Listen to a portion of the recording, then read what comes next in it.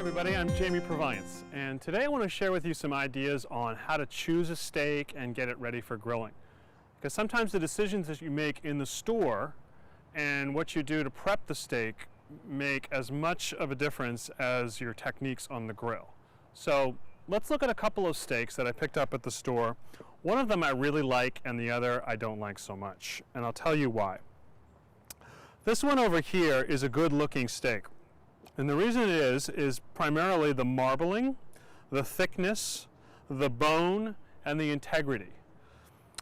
The marbling is the fat, basically. The little streaks of milky white fat running through the steak are really important for the juiciness of the steak and for the flavor. Here the marbling is nice and evenly distributed. Over here, I don't see as much distribution of fat, and the fat that is around is clumped up. There are large sections of fat. And the problem with that is that those tend to melt pretty quickly and potentially cause flare-ups. They also cause some gaps in the steak. See how this one, for instance, this bit of fat here is right between two muscles, basically, and when that melts away, there's going to be a hole, and the steak is basically going to fall apart. You're going to have a scraggly piece of meat. Over here, the clumps are not so big. The meat is held a little bit better together. It has better integrity. I think that makes for a better steak overall. Now, another big issue is the thickness of the steak. Both of them are roughly an inch, maybe an inch and a quarter thick, and that's a pretty good thickness to start with.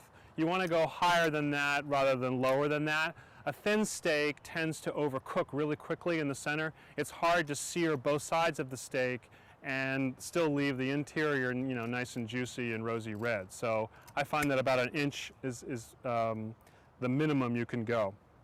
And of course, the thickness should be even throughout. You can see that this one was cut so that one end of the steak is actually much thinner than the other end, and that's going to create some unevenness of doneness. So you want to have a nice even thickness throughout. So once you've got a well-marbled, evenly cut, perfectly big bone-in ribeye steak, how do you get it ready for the grill? Well, I think one of the most important things to do is to salt the steak 20 to 30 minutes before you grill it. A couple of really important things happen during that time. Number one, the steak loses its very cold temperature, right? It comes out of the refrigerator very cold, and if you were to put it right on the grill immediately, it would actually take longer to cook. And the longer that it cooks on the grill, the greater the chance that it's going to dry out. Okay? As you cook any piece of meat, juices are pushed out of the meat. And so with a steak, the idea is to cook it pretty much as quickly as possible without actually burning it, of course. Another really important thing happens during this time is that the salt begins to work on the steak. You've probably heard that salt draws moisture out of a steak, right? And you don't want to do that for hours and hours and hours because you'll dry out the steak. And that's true, but if you do it for just 20 or 30 minutes, actually that little bit of moisture that comes to the surface of the steak makes for a beautiful, really delicious crust on the surface.